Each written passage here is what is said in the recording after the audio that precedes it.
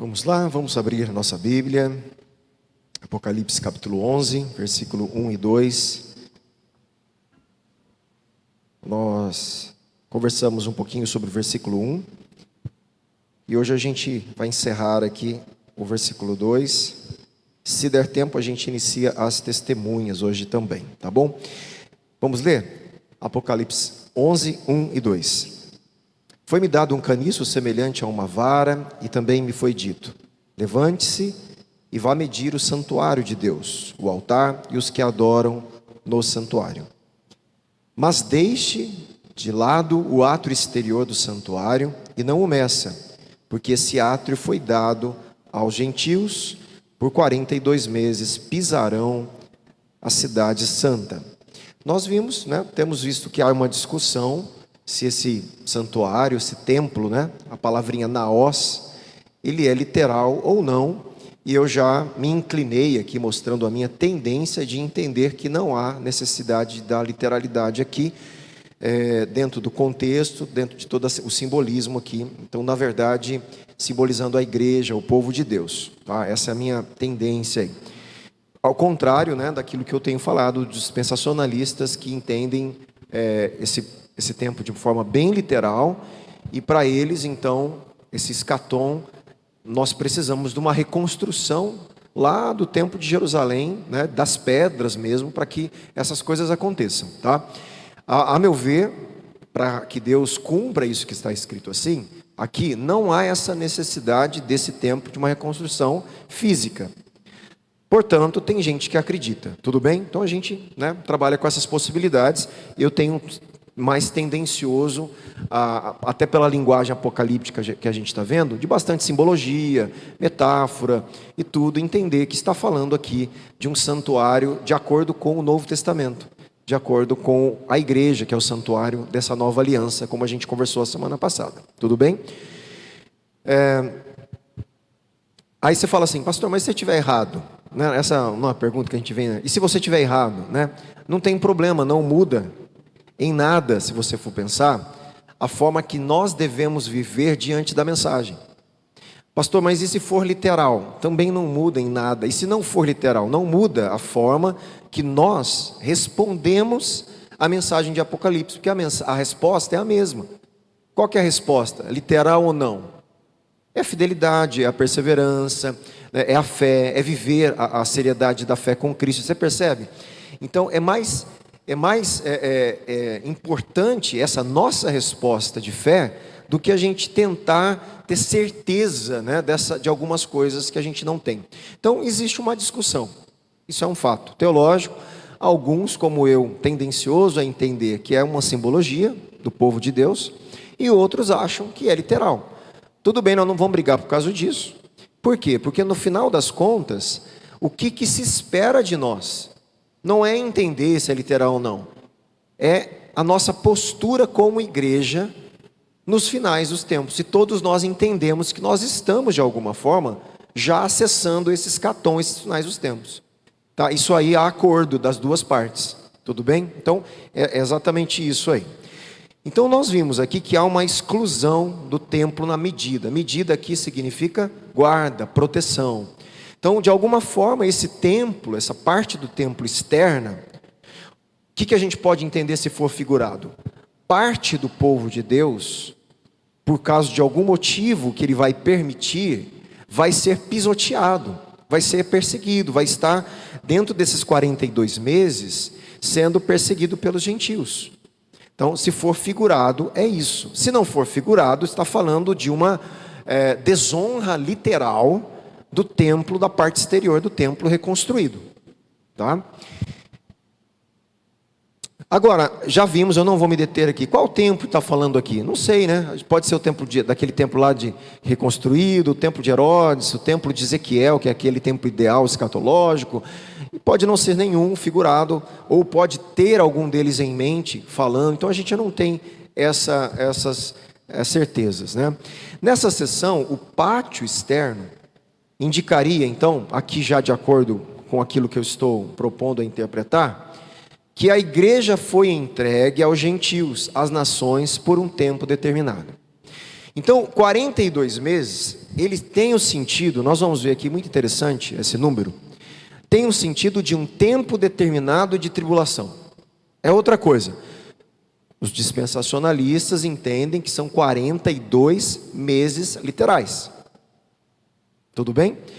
Outros que entendem figurado, entendem que esse 42 meses é só um número simbólico para dizer que é um tempo limitado e controlado por Deus para que a igreja seja colocada em tribulação e esse tempo vai ser encerrado e depois começa outros eventos. Por quê? Porque o 42, nós vamos ver, ele também diz respeito a algumas coisas do Antigo Testamento que foi usado o número 42 e que tem a ver com tribulação. Então, provavelmente, a literatura apocalíptica, quando ela colocou 42 meses, na cultura, 42 meses já tinha a ver com tempo de tribulação. Então, é mais uma mensagem, é um tempo determinado. Então, também há divergências. Então, eu acredito que é um tempo determinado. O pessoal mais literal vai entender que são semanas literais.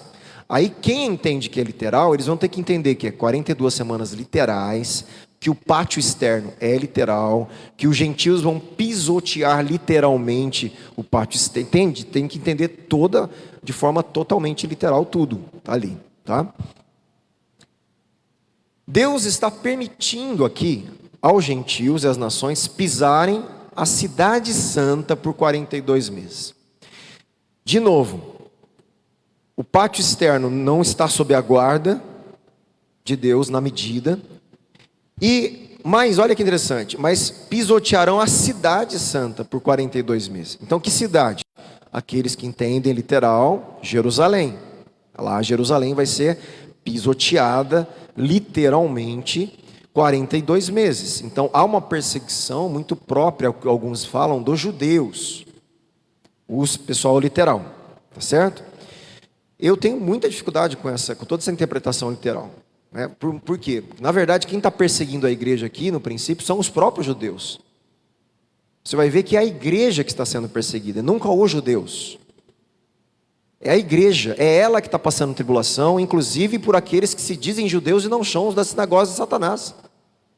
Então você não vê em nenhum momento na narrativa toda uma peculiaridade dos judeus, sempre relacionado ao povo, ao judeu do Novo Testamento, da Nova Aliança. Por isso que é muita dificuldade para mim entender essas literalidades todas aí, mas ela existe, tá? Aqui novamente, a cidade santa, de novo, é uma metáfora para o povo de Deus. Então quem está sendo pisoteado? A igreja, 42 meses, então os gentios estão pisoteando, estão perseguindo o povo de Deus durante esse período. O sofrimento dos santos, segundo quem entende isso, gente, será terrível. O que acontece? Vamos lá, deixa eu voltar um pouquinho para vocês entenderem o que eu estou falando. O pessoal que entende de forma literal, por isso que eles entendem que a igreja ela pode ser arrebatada antes da tribulação, porque esse texto não se aplica ao sofrimento da igreja para eles, se aplica ao sofrimento dos judeus, da Jerusalém, então terrena, do pátio externo, da construção do templo. Então eles, lá os judeus vão ser perseguidos, quer dizer que a igreja não vai ser. Então dentro desse texto você consegue fazer esse recorte e falar assim, não, mas esse texto não fala da tribulação da igreja, porque para ele está falando da nova Jerusalém, da antiga Jerusalém, da cidade, entende?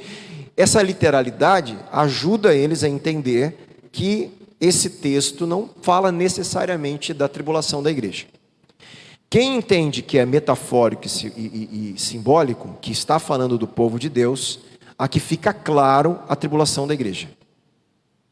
Tá? Então você tem essas divergências de interpretação.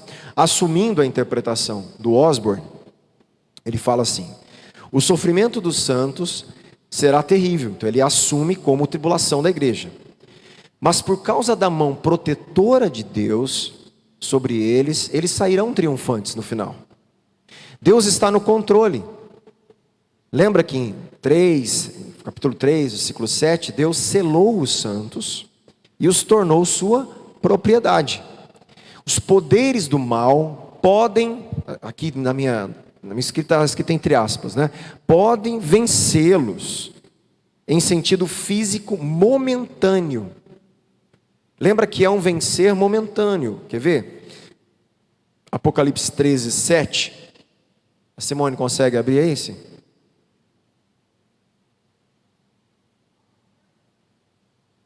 Está vendo como que é difícil entender que é só os judeus? Olha o texto como é claro aqui, falando dos santos de Deus, né? Da igreja, né? Apocalipse capítulo 13, versículo 7 diz assim: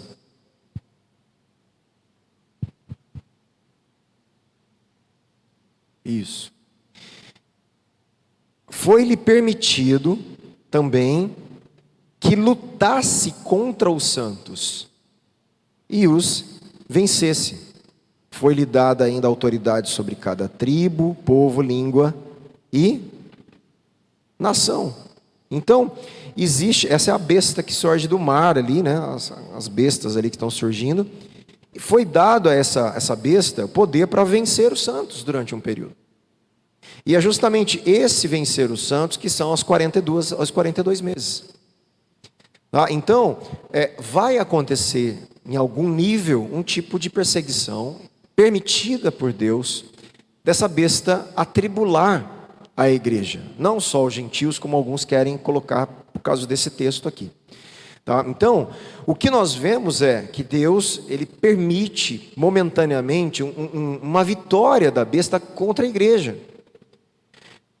Mas Satanás será vencido por eles no sentido espiritual, o que é mais importante. Há uma derrota de Satanás. Capítulo 12, versículo 11. Olha só. Apocalipse 12, 11. Isso. Olha o que diz. Está falando ali do dragão, da mulher. De repente ele fala assim: eles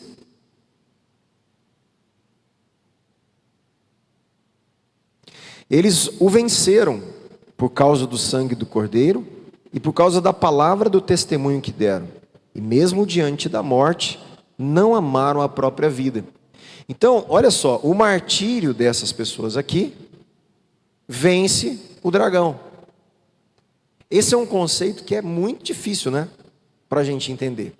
Mas esse é um conceito cristão. E nós precisamos entender esse conceito. Porque Cristo vence o Império Romano como? Sendo morto por eles na cruz. Isso é o virar de ponta cabeça os valores que a gente tem do que é conquistar, do que é vencer. Jesus assume a posição de autoridade, né? Foi-me dado todo o poder no céu e na terra depois da cruz. Ele só tem autoridade sobre todo o céu e a terra por causa da cruz. A entronização de Jesus foi a sua morte na cruz. E a da igreja também será. Essa que é a questão. O caminho da igreja vencer é o mesmo. É o caminho do sacrifício. É o caminho se não uma morte física, literal, no sentido de martírio, mas aquilo que eu tenho falado para vocês. Uma mentalidade de martírio no sentido da fidelidade até últimas consequências. De uma fidelidade a Deus e de uma perseverança. E isso requer a mesma coisa que Cristo fez. O mesmo sentimento de Cristo. O negar-se a si mesmo, se sacrificar, o se entregar pelo Pai, pela vontade de Deus. Então, gente, essa mensagem de Apocalipse, nesse sentido, ela é confrontadora. Ela é impactante, porque ela tira a gente de uma mentalidade de vitória, né, de acordo com o que a gente entende de vitória no mundo moderno do século 21 no Brasil. Uma mentalidade materialista, vitória relacionada às questões de ganhos financeiros, de ganhos materiais, de status social. Essa mentalidade de vitória não é a mentalidade bíblica, muito menos de Apocalipse.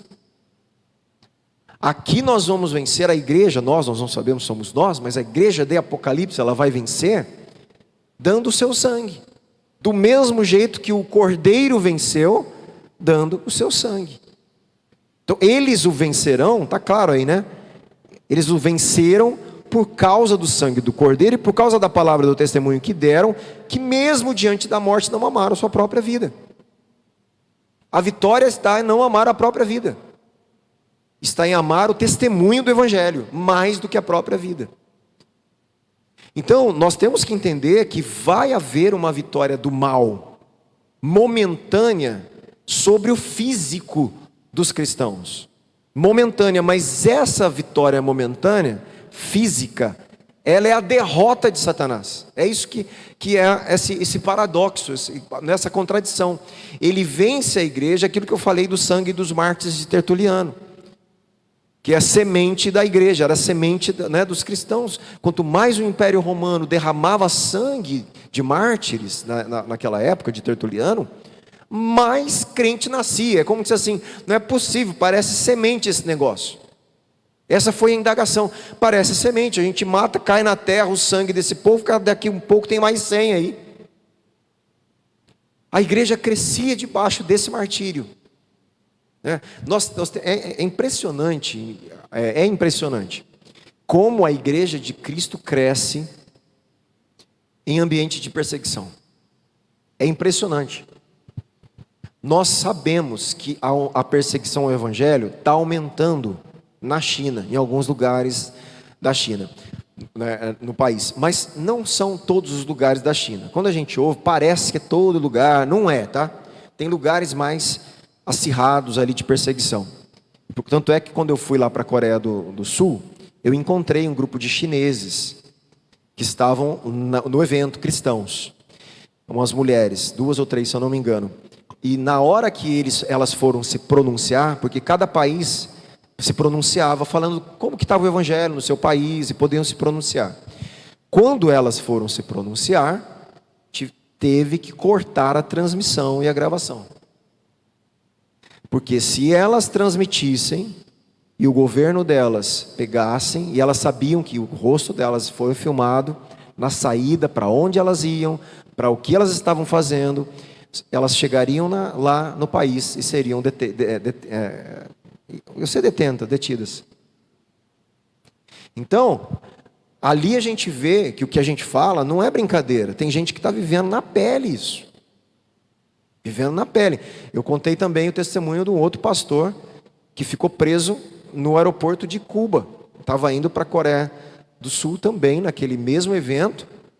E a polícia cubana, no aeroporto, prende esse pastor, coloca ele 7 dias preso, numa sala, sem explicar por que ele estava preso.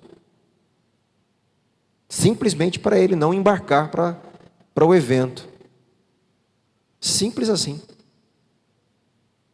Né? E depois que passa o evento, eles soltam ele.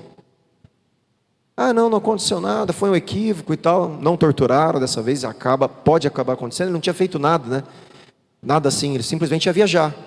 Ficaram sabendo para onde, o motivo. Simplesmente, você está detido aqui, tem alguma irregularidade que a gente vai... Não tinha nada, só para ele não ir.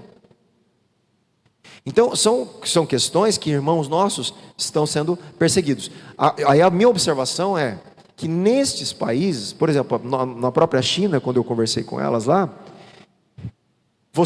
a fala é, o evangelho está crescendo na China. Mas como está crescendo? A perseguição está crescendo. O governo está controlando mais. É isso, a palavra de Deus, gente, ela não pode ser detida. Quanto mais mata, mais prende crente, mais Deus converte. Parece que a igreja se fortalece na perseguição. Porque aí fica só o povo verdadeiro. Fica só aqueles que de verdade morrem por Cristo. Sofrem por Cristo e falam, não, é a minha vida. É o evangelho, ele me salvou. Eu estou dando a minha vida por ele. E esse povo não para, os mais maduros. Os novos convertidos, sim, têm os seus medos, receios, sofrem, mesma coisa, né? Até eles serem solidificados na fé, entenderem isso. É um processo também, né? Mas os mais maduros, eles não param. E eles correm o risco o tempo inteiro de serem pegos, né? Eles têm que fazer reuniões escondidas, em casa, sem né, esse monte de som que a gente faz. Não pode. reunião de oração baixinho, sem louvor, cantar. É interessante que eles contaram lá, que eles fazem alguns tipos de... Acho que em Cuba também acontece isso, se eu não me engano. Também.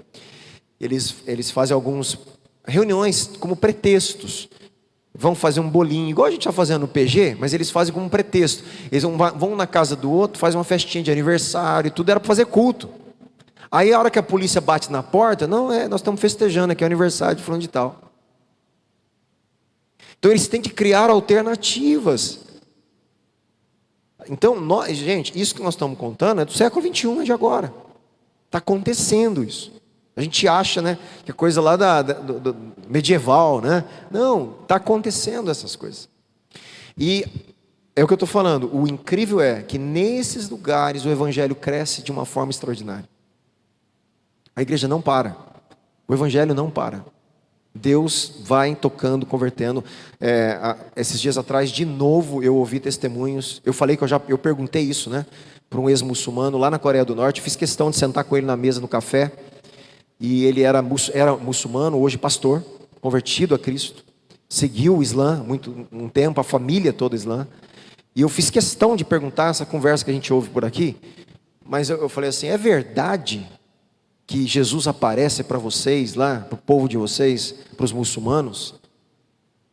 Ele falou assim, pastor, comigo não aconteceu, mas com pessoas próximas a mim que eu conheço, Jesus aparece para os muçulmanos. Por isso que eu estou falando, a gente ouve vídeos, né? A gente vê coisas assim. Agora, recentemente, o vídeo que eu vi, que Jesus está aparecendo muito para alguns muçulmanos. Por quê? Porque ali não pode pregar. Lógico que não é todo o país muçulmano, mas alguns países radicais, você não consegue falar. Literalmente, se você for pego ali, realmente os países que seguem a chamada Sharia, que é a lei deles, eles matam mesmo, tá, gente? Então, inclusive matam os próprios familiares. Eles matam, expõem os filhos. Se o filho se converter, vai lá em praça pública, eles matam. Pelo desonra a família e a religião deles. É um negócio bem complicado. Não são todos os países assim, mas os países mais radicais, sim. Tá? Então, você tem... O que Jesus faz? Jesus aparece para muçulmanos. E eles se convertem ali. Em alguns casos, foi o que esse rapaz falou para mim, esse pastor. Alguns casos Jesus aponta, como fez com Ananias para Paulo, ele aponta a casa de um cristão para ele ouvir o evangelho. É como se assim, vai em tal lugar, tem um homem chamado assim, ele vai falar de mim para você. Jesus não prega o evangelho para eles. A igreja tem que pregar o evangelho. Mas ele se apresenta para eles. Eu sou Jesus, o Cristo ressuscitado. Ou às vezes um anjo aparece, não é o próprio Jesus, com uma mensagem para eles, também falando alguma coisa do evangelho e identificando alguém para eles ouvirem. E eles vão na surdina. Bate na porta da pessoa lá, o teu Jesus apareceu para mim, falou para eu vir aqui e ouvir o que você tem para me falar. Aí a pessoa entra, né? Quietinho lá. Entra logo, né? Então, essas coisas aconteceram na Bíblia, tem acontecido, parece que tem se intensificado em alguns momentos, né, nesses países muito fechados. Por exemplo, muito provavelmente na Coreia do Norte acontece e não chega, porque é mais difícil ainda coisas saírem de lá para cá, muito mais difícil, né? A da Coreia do Norte é um negócio louco, como eles são presos ao mundo. Eu ouvi testemunho de coreanos do Norte que fugiram de lá. Esse tempo atrás eu ouvi, eu acho que até postei para vocês verem, que um cara, quando criança, ele nem sabia que existiam outros países. Ele não tinha acesso a informação nenhuma fora da Coreia do Norte, é toda a informação controlada. Ele não sabia como era o mundo externo, num mundo globalizado. Então são coisas loucas assim que nós temos no mundo, né? Então, por isso que a gente tem que entender, por isso que a minha leitura de Apocalipse não tem como a gente separar o processo que está acontecendo tanto de pregação do evangelho, que vai aumentar nos finais dos tempos, como perseguição. Não, essas coisas não estão dissociadas. Quanto mais a igreja pregar o evangelho verdadeiro, e começar a tocar a sociedade de uma forma intensa, ela vai ser perseguida. Porque aí começa a entrar em conflito muito grande com os valores pecaminosos, de autoritarismos de governos, e aí vai começar o que está aqui escrito. Por isso que eu tenho hoje dificuldade, né, dos pré-tribulacionistas, né, nesse sentido. Óbvio que a gente quer que seja, né?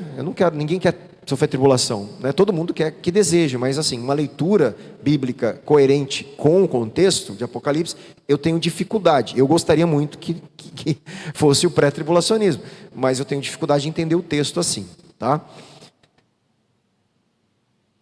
Então, só para a gente também encerrar, essa expressão então em 42 meses, ou 1260 dias, né? Ou um tempo e metade de um tempo, é tudo a mesma, está falando tudo no mesmo tempo, tá? Tudo no mesmo tempo. Só que lá em Daniel não fala 42 meses. Lá em Daniel não são 42 meses, né? Lá fala de 3 anos e meio. Ele usa a palavra 3 anos e meio. Por que Apocalipse, ao invés de usar 3 anos e meio, colocou o número 42? Será que não tem alguma coisa no Antigo Testamento que, ao invés de ser 3 anos e meio, não está escrito 42? Aí foram caçar, lógico que tem, né? Foram ver que, olha que interessante, houve 3 anos e meio, 42 ali, meses ali, fome em Israel, enviado como juízo divino no tempo de Elias. E também houve uma peregrinação no deserto, um acampamento de 42 lugares diferentes ao longo da peregrinação. Então existem 2 histórias do Antigo Testamento que demonstram que 42 meses simbolizam um tempo de tribulação e juízo. E isso corresponde ao uso de Daniel, de 3 anos e meio. Então, são tudo, na verdade, coisas meio semelhantes para identificar, é o que eu estou falando, um período de tribulação. Então, os literalistas, né, vão entender que é 3 anos e meio literais. Tá? Como eu tenho falado, eu tenho dificuldade de entender assim. Eu entendo que é um período simbólico de tribulação. Ou a gente fala aqui um período de tempo limitado, né, no qual Deus permite o anticristo e seus seguidores triunfarem momentaneamente e o povo de Deus ser perseguido e martirizado. Gente, se harmonizando até com o que fala em Mateus 24, 22. Se aqueles dias não fossem abreviados, ninguém seria salvo, mas por causa dos escolhidos eles serão abreviados. Então existe um tempo limitado, um tempo de tribulação tão grande, que até aqueles escolhidos, se Deus não abreviasse, não limitasse o tempo, seria difícil. Então, essa é uma das questões aí, tudo bem? Então, aqui a gente encerra esse bloquinho. E vamos iniciar hoje, para a gente retomar só o ano que vem. Só para você ter uma ideia, a gente vai só iniciar. Eu vou ler todo hoje para esse início das 2 testemunhas, para vocês verem o texto como vai ser. E a gente lá em janeiro, a gente volta comentando do começo, tudo bem? Mas vamos fazer uma leitura corrida agora, por enquanto. Então vamos lá no versículo 3 em diante. Olha o que Deus fala. No meio, primeira coisa, né? A leitura corrida já parou por aí. Esse texto aqui está conectado com o versículo 1 e 2. Parece que não tem nada a ver? Então, quem entende que os textos estão... É como se assim, lembra aquela questão do paralelismo que eu falo? Que esse texto ele está ampliando o conceito do que está no versículo 1 e 2. Isso quer dizer que esse tempo de 42 meses de perseguição, né, ele está sendo desenvolvido agora algumas características dentro desse tempo, que são as 2 testemunhas. Olha que interessante. É como se abrisse um zoom nesse tempo, e acontecimentos durante esse tempo estão sendo esclarecidos. E aí, por isso que Deus fala, eu darei autoridade às minhas 2 testemunhas para que profetizem durante 1260 dias, 42 meses. Então o texto está conectado com o que está acontecendo acima. vestidas de pano de saco.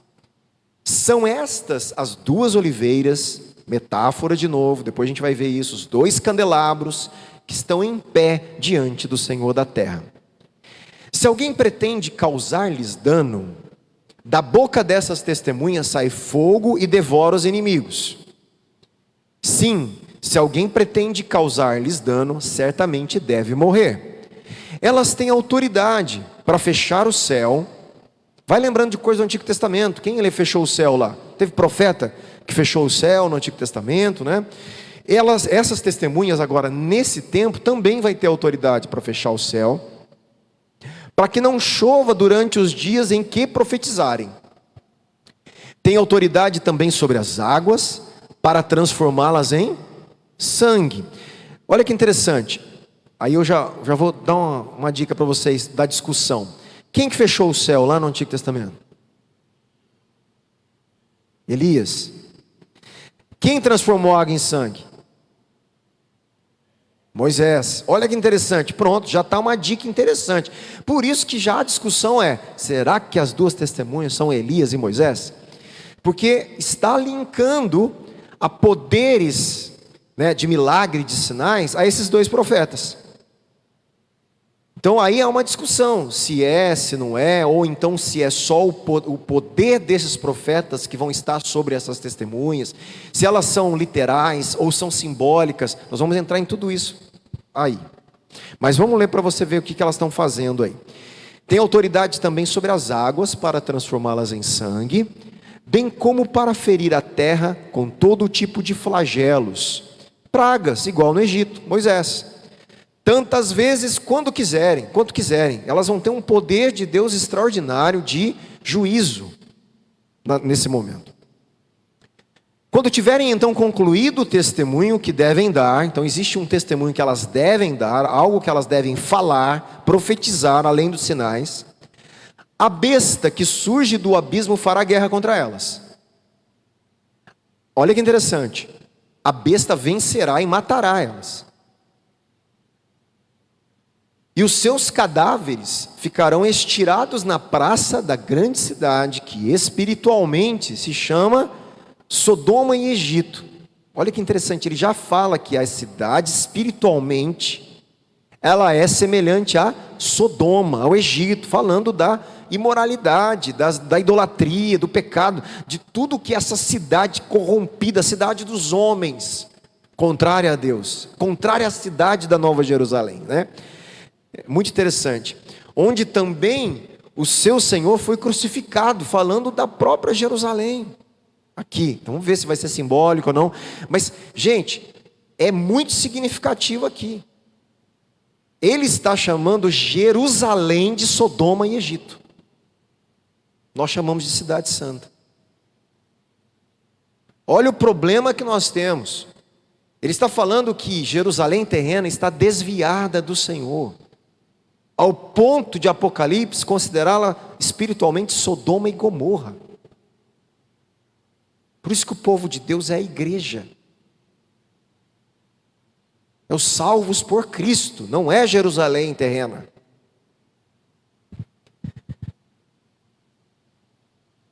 Então muitos, versículo 9, então muitos dentre os povos, tribos, línguas e nações, olha lá, gente, povo, tribo, língua, tudo quanto é gente, contemplarão os cadáveres das duas testemunhas. Como isso vai acontecer? A gente não sabe. Na época, eu acho que eles não tinham. Na época, como você tinha uma visão nacional não, internacional da morte de duas testemunhas? Não tinha como. Na cabeça dos primeiros intérpretes, as duas testemunhas falam da igreja. Porque como que você vê alguém sendo perseguido, morto e depois ressuscitado, pelo mundo inteiro ao mesmo tempo, num lugar que não tinha nem televisão, não tinha nada? Então a interpretação primeira é que é simbólico também. Mas hoje, um evento pode ser visto pelo mundo inteiro, em tempo real. Então, nós abrimos a possibilidade para uma literalidade hoje. Na época era mais difícil. Hoje isso pode acontecer. Hoje é possível um evento ser visto no mundo inteiro. Então, vamos abrir e deixar no ar isso aí.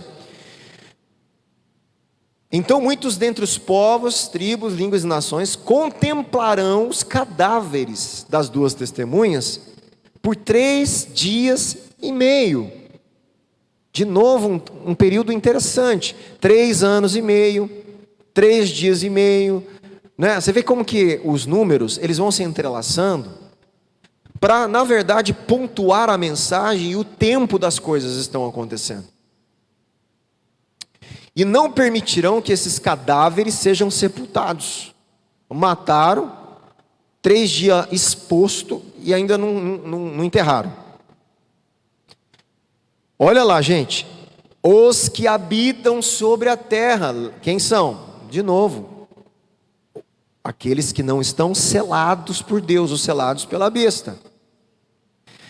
Os que estão sobre a terra se alegrarão por causa da morte dessas duas testemunhas. Os caras vão ficar felizes. Elas estavam falando, profetizando, pregando, dando testemunho, fazendo milagre, trazendo juízo. Ao invés de se converter, eles estão felizes porque a besta matou as duas testemunhas.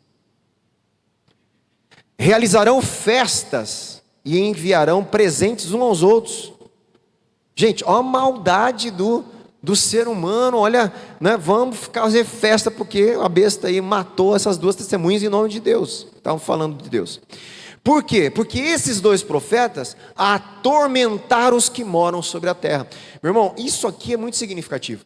Nos finais, quanto mais vai chegando para nós os tempos, quanto mais a palavra de Deus é pregada, mais o povo entende que ela está sendo atormentados. Eu não suporto mais. As pessoas não querem ouvir mais a verdade, só aqueles que vão se converter. Se você fala de uma vida santa, se você fala de uma vida reta, se você fala hoje, né, contra, por exemplo, valorizando a vida, contra o aborto, o pessoal não suporta ouvir essas coisas. Coisas que eram básicas, de valorizar a família. Não pode, por falar. Então, isso, quanto mais passar, quanto mais verdade houver, mais vai incomodar ao ponto de trazer conversão a quem tem que converter, mas quem não se converter, ódio. Não vai ter mais aquele meio termo que a gente vê ainda. A gente vê muita gente no banho-maria, hoje dá. Não vai ter mais a possibilidade do banho-maria. Estou em cima do muro, eu gosto, sou simpatizante, né? Não vai mais ter como ser simpatizante. Vai haver uma hostilidade ou uma conversão verdadeira. Isso vai caminhar quanto mais passar o tempo. Então, o pessoal que estava fazendo festa, por quê? Matamos essas profetas aí que atormentavam a gente. O que atormentava a gente? Pregando, falando em nome de Deus, né? Para se arrepender, mudar de vida. Mas depois dos 3 dias e meio, entrou neles um espírito de vida vindo da parte de Deus. E eles se ergueram sobre os pés, e aqueles que os viram ficaram com muito medo. Deus ressuscita as 2 testemunhas em praça pública. E aí baixa o medo no povo, né, que estava festejando. Todo mundo fica com medo, né? E as 2 testemunhas ouviram uma voz vinda do céu dizendo-lhes, a voz do céu falando assim: subam para cá. E subiram ao céu numa nuvem. E os seus inimigos viram, contemplaram o arrebatamento ali, a retirada delas. Naquela hora houve grande terremoto. E ruiu a 10ª parte da cidade. Desse terremoto morreram 7.000 pessoas. Olha o número 7 de novo. É interessante, você vê como que aparece 7. Morreu a completude, né, do que tem que morrer naquele evento ali. As outras pessoas, presta atenção aqui nessa frase, para a gente encerrar. As outras pessoas que não morreram, ficaram aterrorizadas e deram glória ao Deus do céu. É um dos poucos eventos em Apocalipse que existe conversão, por causa do juízo. Nos outros, você lembra? E não quiseram se arrepender. e não quiseram. Aqui é um dos poucos eventos que Apocalipse diz que haverá conversão. Que aqueles que estavam zombando, se alegrando, festejando, aqueles que não morreram nesse juízo dessa cidade, eles se aterrorizam e começam a glorificar o Deus do céu. Né? Então, é um dos poucos lugares. Gente, isso mostra que, para a gente encerrar, preste bem atenção, isso mostra que por trás de todos aqueles juízos, o que mais tinha é a misericórdia de Deus e o desejo que eles se arrependessem e Deus salvasse cada um deles. Porque Deus está de braço aberto para o arrependido. Até esses que mataram a testemunha, junto com a besta ali, zombaram, se alegraram, festejaram, até esses, a hora que dão glória a Deus, Deus os recebe. Há perdão, há graça, há misericórdia no arrependimento. Até para esses aí. Então, sempre Deus faz e espera até o último momento que não vai haver mais jeito. Então isso é uma questão, né, importante, porque a gente vê tanto juízo em Apocalipse, né, a gente está vendo tanto juízo, tanta flagelo e praga, que a gente parece que perde a noção da bondade de Deus. A gente acha que Deus é muito severo. E nós não estamos entendendo a gravidade da vida da humanidade contra o Criador e o quanto isso tem ofendido a santidade, a vida, a graça, a aliança. E a correção de Deus ainda é uma possibilidade de arrependimento. As pessoas perdem a noção, porque é tanta coisa ruim, né, que vai acontecer, mas mata ali, mata e praga ali, destrói. Deus é ruim, né? Deus está... Elas não entenderam que, nós vamos ver as taças, que o cálice de Deus, da ira de Deus, se encheu tanto, que a justiça de Deus tem que ser derramada. Ele não suporta mais, ele não pode mais tampar a ação da sua justiça. E até o julgamento de Deus ainda proporciona a possibilidade de arrependimento. Ao ponto, né, de nessa situação, a gente conseguir ver gente dando glória a Deus, glorificando a Deus. Tá? Então, na verdade, o que ressalta aqui é o caráter misericordioso de Deus. E de ainda assim, daqueles que mataram a igreja, perseguiram a igreja, zombaram da igreja, martirizaram os habitantes da terra, que serviram a besta, olha só, esses ainda no final aqui, puderam ainda se converter e dar glória a Deus. Tá? Então ainda há possibilidade, né? Então o que tem que ficar marcado para a gente é o caráter santo, justo e a bondade, a graça e a misericórdia de Deus, mesmo em meio a tantas, né, pragas e coisas que a gente está vendo aí. Amém?